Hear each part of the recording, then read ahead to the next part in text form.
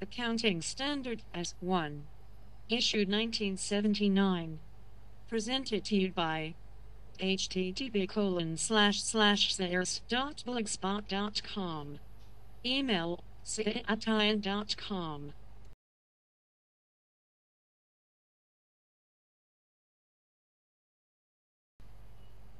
Disclosure of accounting policies. This accounting standard includes paragraphs 24 to 27 set in bold italic type and paragraphs 1 to 23 set in plain type, which have equal authority.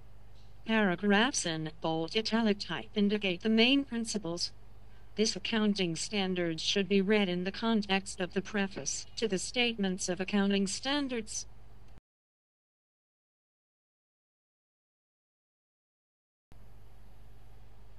The following is the text of the Accounting Standard S1 issued by the Accounting Standards Board, the Institute of Chartered Accountants of India, on disclosure of accounting policies.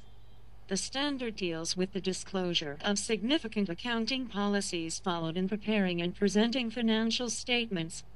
In the initial years, this accounting standard will be recommendatory in character. During this period, this standard is recommended for use by companies listed on a recognized stock exchange and other large commercial, industrial, and business enterprises in the public and private sectors.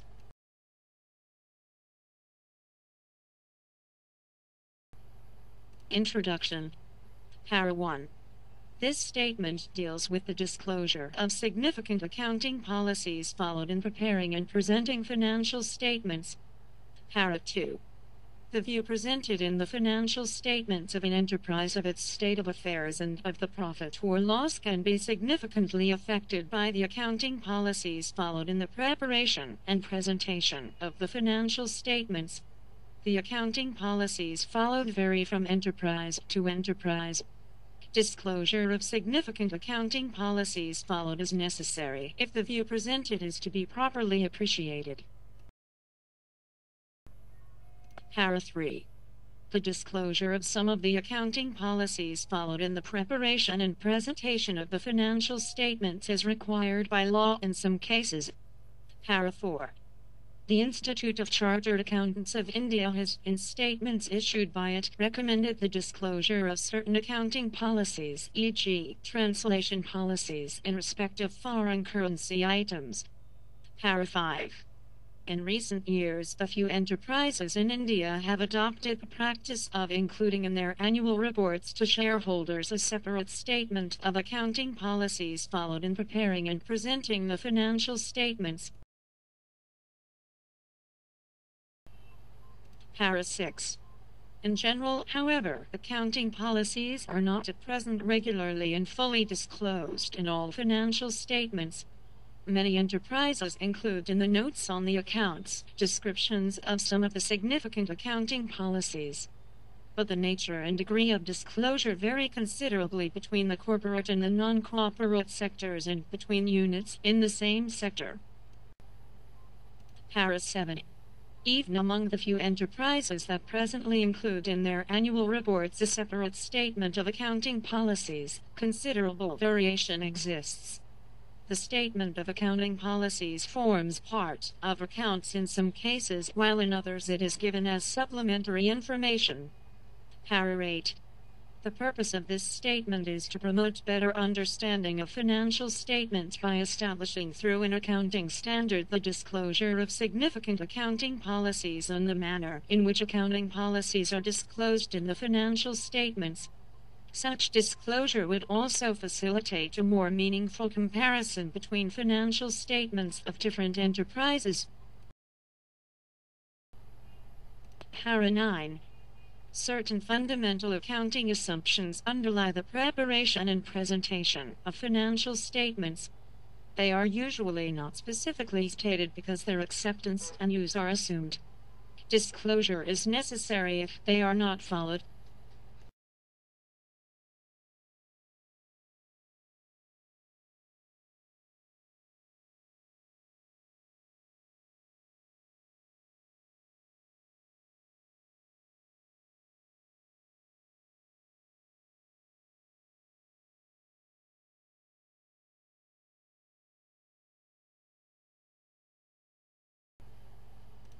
Para 10. The following have been generally accepted as fundamental accounting assumptions. A. Going concern.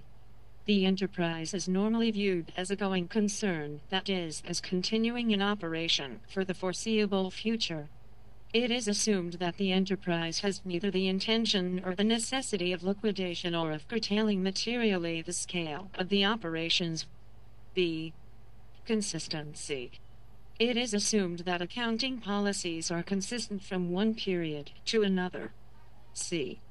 Accrual.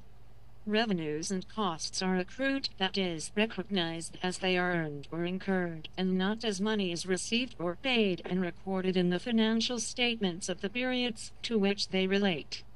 The considerations affecting the process of matching costs with revenues under the accrual assumption are not dealt with in this statement. Nature of accounting policies. Para 11. The accounting policies refer to the specific accounting principles and the methods of applying those principles adopted by the enterprise in the preparation and presentation of financial statements. Para 12. There is no single list of accounting policies which are applicable to all circumstances. The differing circumstances in which enterprises operate in a situation of diverse and complex economic activity make alternative accounting principles and methods of applying those principles acceptable. The choice of the appropriate accounting principles and the methods of applying those principles in the specific circumstances of each enterprise calls for considerable judgment by the management of the enterprise.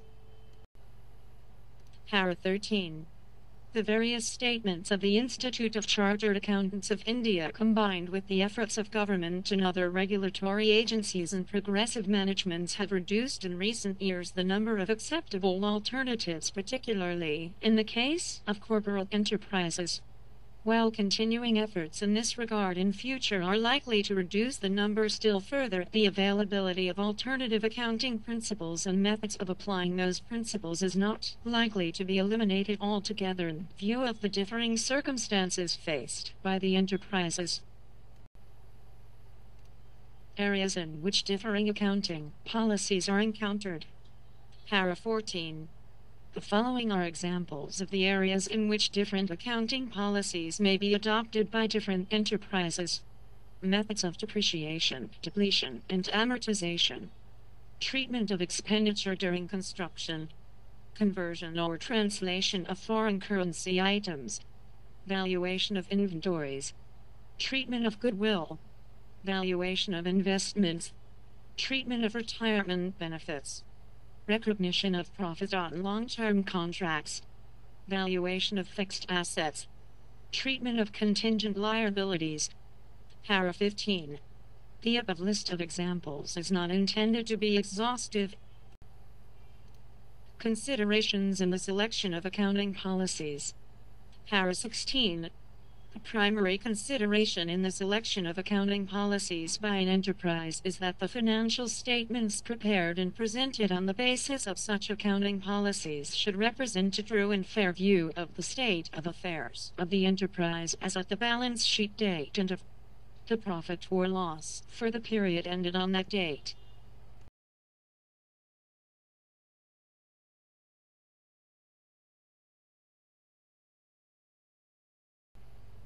Para 17. For this purpose, the major considerations governing the selection and application of accounting policies are: A. Prudence. In view of the uncertainty attached to future events, profits are not anticipated but recognized only when realized, though not necessarily in cash. Provision is made for all known liabilities and losses, even though the amount cannot be determined with certainty and represents only a best estimate in the light of available information. B. Substance over form. The accounting treatment and presentation in financial statements of transactions and events should be governed by their substance and not merely by the legal form. C. Materiality. Financial statements should disclose all material items, i.e. items the knowledge of which might influence the decisions of the user of the financial statements. Disclosure of accounting policies. Para 18. To ensure proper understanding of financial statements, it is necessary that all significant accounting policies adopted in the preparation and presentation of financial statements should be disclosed. Para 19. Such disclosure should form part of the financial statements. Para 20. It would be helpful to the reader of financial statements if they are all disclosed as such in one place instead of being scattered over several statements, schedules, and notes. Para 21. Examples of matters in respect of which disclosure of accounting policies adopted will be required are contained in paragraph 14. This list of examples is not, however, intended to be exhaustive. Para 22. Any change in an accounting policy which has a material effect should be disclosed.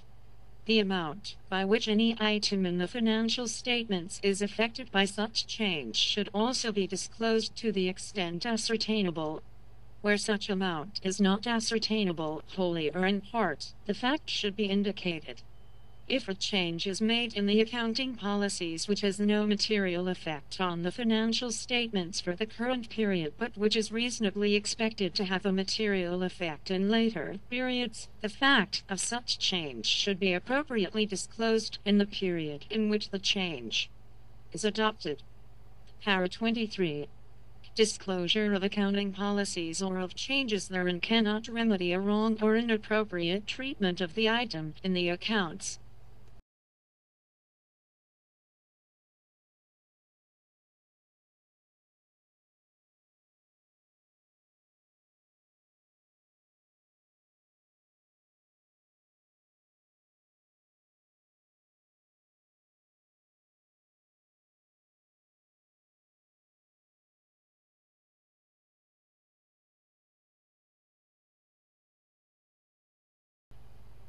Accounting Standard.